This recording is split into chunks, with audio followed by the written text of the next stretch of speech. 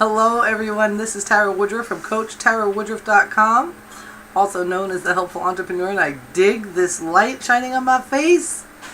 Well, anyway, I got tons of stuff to talk about today. I just got off a interview with Chase Jarvis. Chase Jarvis interviewed Gary Vaynerchuk. You can't get enough of him, so feeling awfully inspired. I also just read a bio of our next person that we're going to be interviewing on MentorRadio, and I got even more inspired. I hope you're going to be there. I'm going to post the event in Facebook all over the place, so if you're not friends with me yet, get friends with me, or at least subscribe to my page or to my business page, and get yourself on that event. It's going to be Friday at 1 o'clock Eastern Standard Time, and it's going to be epic. We only take an hour of your time because we know how important your time is, and we get right to the juice. And I'm super excited about Shelly Paris Williams being on next week's Mentor Radio. There's a lot of people that we would love to interview. A lot of people already lined up. I think Craig already has like 400 people interested in coming on the show. So, if you're interested in being interviewed and sharing about yourself, about your mission and your mentorship and how you do it, get in touch with us. Let us know. It's definitely something to be on, and it's all about you. It's all about self-promotion, so that's pretty exciting. Anyway, off to the next thing. I'm having a really good day. And I'm having a really good day because I chose it. Like this morning I woke up way earlier than normal. The chickens were doing their thing, how they gobble, gobble, gobble in the morning. And one of them knows how to, or maybe more than one, knows how to throw their voice. So the girls are all in their chicken coop, cackling away. And one of them has thrown their voice. It sounded like she was sitting on my windowsill, calling at me to get up. So that's how I woke up today, and it just kind of made me realize how lucky I am that I do have a little brood of chickens to help me provide nourishing eggs to my family and soon meat to my family. Organic meat's expensive. I am searching around for a CSA that delivers, because many communities, I think I talked about this yesterday, many communities do have that. Ours don't. We do have co-ops, and they're wonderful, but there's no delivery. Things like that kind of drives me crazy, especially for someone that doesn't have a car, and I'm just not about to walk, miles and miles and miles to get there to pick up groceries and walk all the way back. So, I don't know. I'm hoping that sooner or later there is a CSA where there can be a local farm that does everything, like a homesteader instead of like a commercial farm, and the people in this community can get together and help support that farm by joining their CSA. So anybody out there in the Pasco area, let's do this, guys. Let's do it. I don't produce enough to do that, I guess I could do a CSA myself with my own little urban homestead, but I'm not perfect at farming yet. Sometimes I have a lot of luck on one thing. Well, I guess this is the case with anybody, and not enough luck on the other. And, I don't use pesticides, so sometimes battling bugs is a little bit harder. And I just, being an internet entrepreneur, it's still a challenge for me to get out there and get it all done, So I found out I'm really good at loofah, and which is really tasty when they're new. As I get older, they're sponges, so you can't eat them. But that's okay, because it's replaced a whole bunch of stuff in my house. I'm good at potatoes. I'm great at tomatoes until something happens. And I can't put enough Damascus earth on them to stop it. I'm okay at eggplant. So that's not a full rounding. And the co-op is really wonderful because some people are better at one thing than the other, and they get together. I just wish they would CSA it instead of the way they're doing it. Why not, have a CSA where you could join and pay them a certain amount every month, and then all the local farmers get together, put their products together, make boxes, and get it done. I would love that. So if you hear of any CSAs out in the Holiday, Newport Richey, Port Richey, Pasco area, Western Pasco, hook up with me, let me know. I really would like to take a look at it. I'm looking for vegetables that are in season. I'm looking for meat, grass-fed. I'm looking, I want to do more of a paleo diet. I want to get more connected with that kind of thing. Someone that maybe will sell beef bones and all that stuff and not charge me $15 a pound. That's, it may sound like I'm coming from lack, but I just don't feel like it's, I don't know. Maybe I'm wrong. Anyway, on to the next thing. Did I just sound like I was complaining? Because I wasn't. I was just sending out my desires to the universe. Please, universe. Also, like I was saying, I was watching an interview with Gary Vaynerchuk and Chase Jarvis, which I just met Chase Jarvis. I just found out who he is. I had no idea. Thank you so much, Gregory Masantri, for posting this on your Facebook. I might have missed it. And it was an excellent interview. And Gary is so down to earth. And he brings up so many valid and relevant points when it comes to just being us. One of the subjects that they covered was being consistent, of course, being authentic, of course, but on the other hand, also being human. Yes, sometimes us social media driven or internet driven entrepreneurs are like machines. We drive, and we get tired.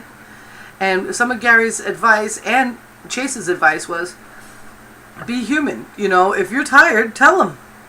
I'm taking a week off. I'm taking a week off, period. You're not going to see from me till next week. People appreciate that. Also being true to your focus, being true to what you want to be, taking the monetary focus out of it and focusing on what it is you want. Gary was talking about some people would like to push for, a year or 2 or 3 and take a year off in Costa Rica and come back and push again. There's nothing wrong with that. Be who you are. Enjoy who you are. Fall in love with the process and get real with yourself. Another question that happened on the interview was somebody said, do I need to be on all the social media sites? I mean, there's more than we could even count. And Gary's advice and Chase's advice was very, very, very valuable. And the way Gary put it was, he said, go on an 8 to 12 week run where you're on all of it. All of it. Find the one that seems organic to you. Find maybe 2 or 3 of them that seem organic to you. For instance, me. Facebook is going to have to come first because that's where I'm at most of the day. Facebook, YouTube, G+. That's my shit. That's where I feel good. I focus there. I don't still quite understand LinkedIn, but I do have a presence there. I still like Twitter, but I'm not a master at Twitter. And then there's, then there's the blogging mediums, like Medium. I dig Medium, but I'm not there enough.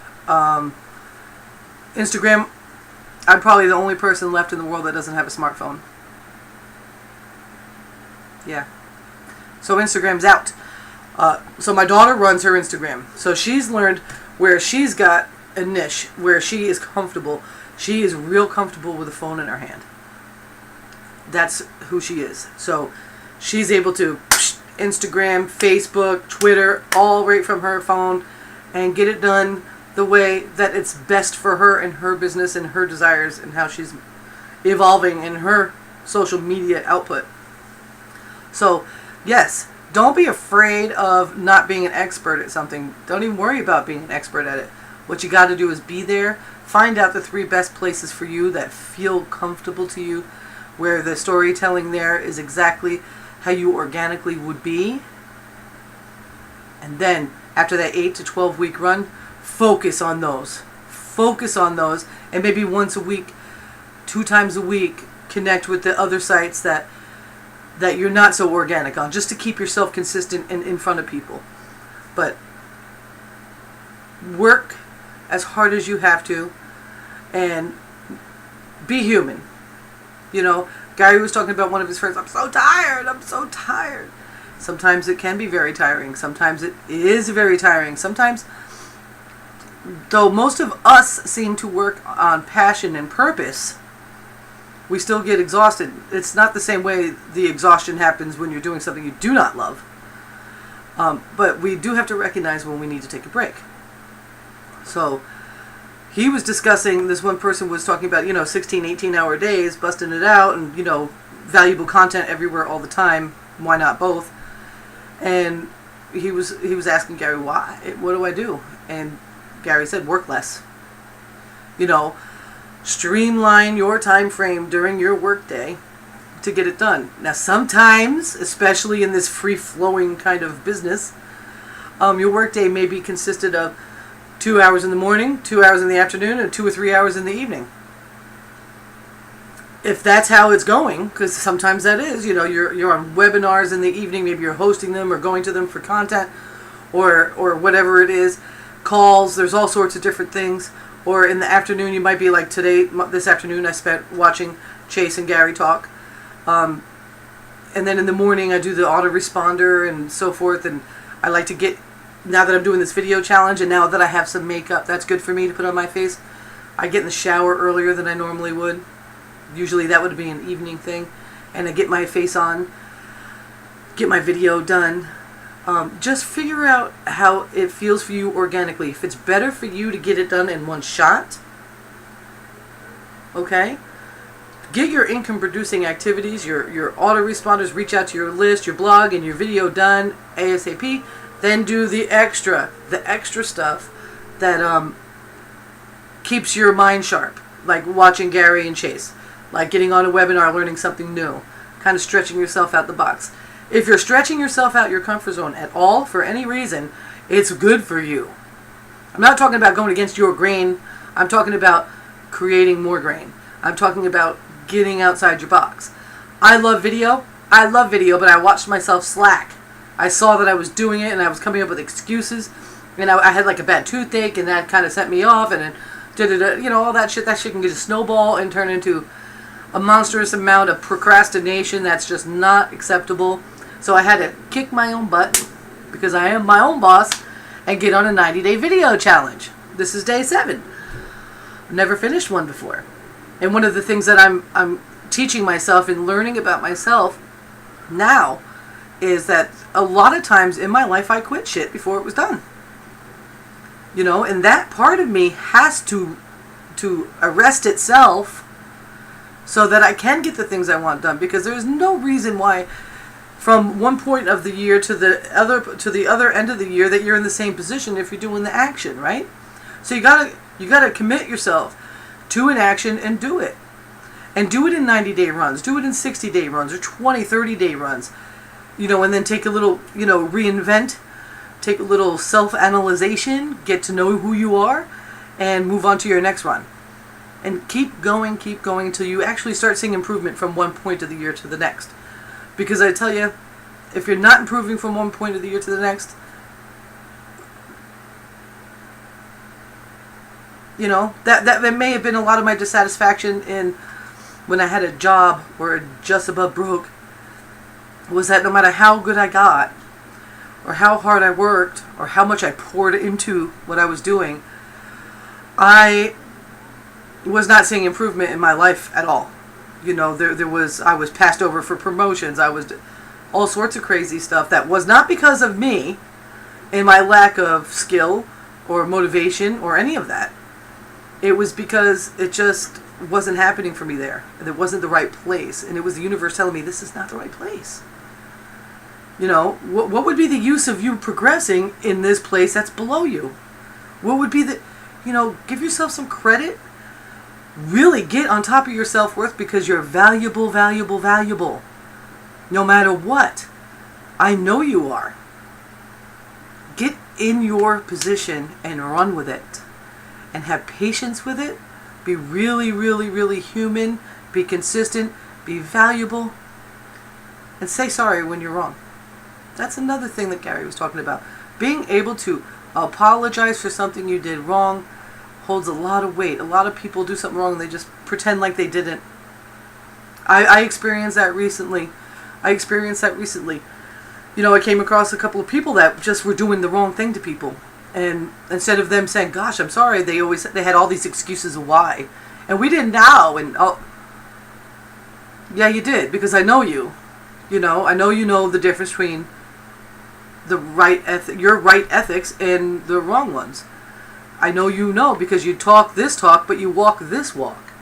You know, you can't pretend to be a sheep when you're really a wolf. Stop teaching people to be sheeps when you're really a wolf, because what they're going to learn is how to be a wolf when you were pretending to teach them to be a sheep. Okay? So the self-awareness, super mega important. Know who you are. Hold your ethics to your own personal standard and run with it, and make apologies when you're wrong and make none when you know you're not. That's all there is. That's all there is to it. So, what did we cover today? Shelley Paris Williams, MentorRadio.